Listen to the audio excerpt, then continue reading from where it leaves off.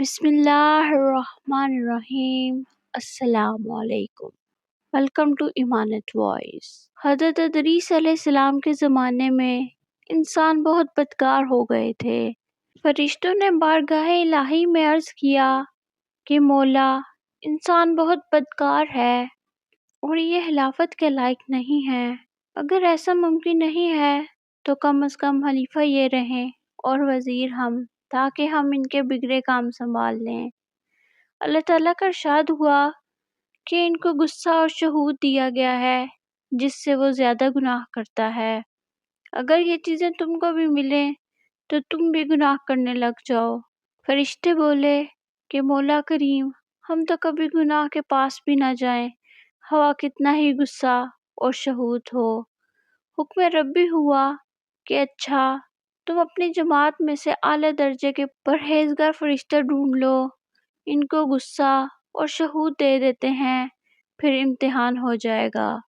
چنانچہ ہاروت اور ماروت، جو بڑے ہی عبادت گزار فرشتے تھے، انتخاب میں آ گئے۔ اللہ تعالیٰ نے ان کو یہ چیزیں یعنی غصہ اور شہود دے کر شہر بابل میں اتار دیا اور فرمایا کہ تم قاضی بن کر لوگوں کا فیصلہ کیا کرو اور روزانہ شام کو آسمان پر آ جایا کرو۔ یہ دونوں 1 مہینے تک ایسے ہی آتے جاتے رہے۔ اتنے عرصے میں ان کے عدل و انصاف کے چرچے عام ہو گئے اور بہت مقدمے ان کے پاس آنے لگے۔ ایک روز ایک نہایت خوبصورت عورت نے، جس کا نام زہرا تھا، اس نے اپنے خاوند کے خلاف مقدمہ دائر کیا۔ یہ دونوں اسے دیکھتے ہی عاشق زار ہو گئے اور اس سے برے کام کی خواہش کرنے لگے۔ اس نے کہا، میرا دین کچھ اور ہے اور تمہارا دین کچھ اور اختلاف ہوتے ہوئے ایسا کچھ بھی نہیں ہو سکتا۔ میرا شوہر بہت غیرت مند ہے، اگر اسے خبر لگ گئی تو وہ مجھے قتل کر دے گا، لہٰذا پہلے تو آپ میرے بت کو سجدہ کرو اور پھر میرے شوہر کو قتل کرو، پھر میں تمہاری اور تم میرے۔ انہوں نے انکار کر دیا اور وہ چلی گئی، لیکن ان کے دل میں اس کے عشق کی آگ بھڑک گئی۔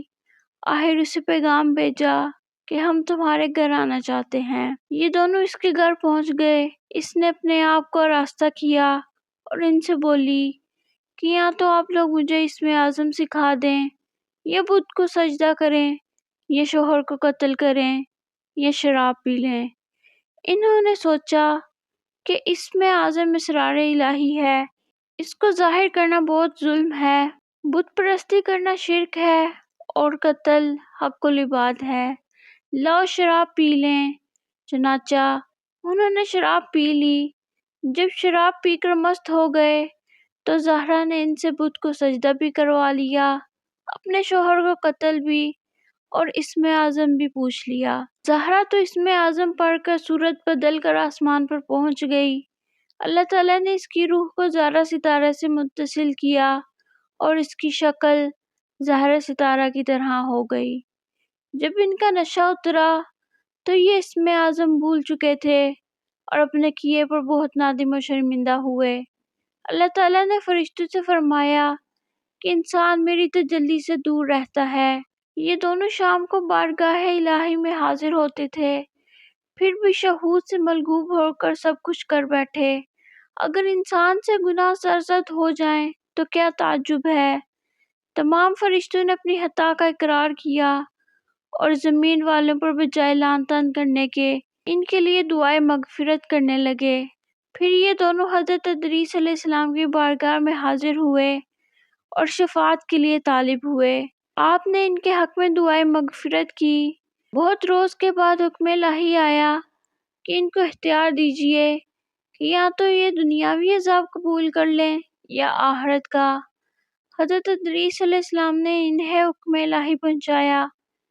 انہوں نے عرض کیا کہ یا نبی اللہ، دنیا کا عذاب فانی ہے اور آخرت کا عذاب ابدالآباد تک باقی رہے گا، ہم کو دنیاوی عذاب منظور ہے۔ چنانچہ اللہ تعالیٰ نے فرشتوں کو حکم دیا کہ ان دونوں کو لوہے کی زنجیروں میں جکڑ کر بابل کے کنویں میں اوندا لٹکا دیں۔ اس کنویں میں آگ بھڑک رہی ہے اور وہ لٹکے ہوئے ہیں اور ان کے لیے یہ عذاب قیامت تک رہے گا۔ امید ہے کہ آپ کو آج کی یہ ویڈیو پسند آئی ہوگی. چینل کو سبسکرائب، لائک اور کمنٹ کرنا نہ بھولیے. اللہ حافظ.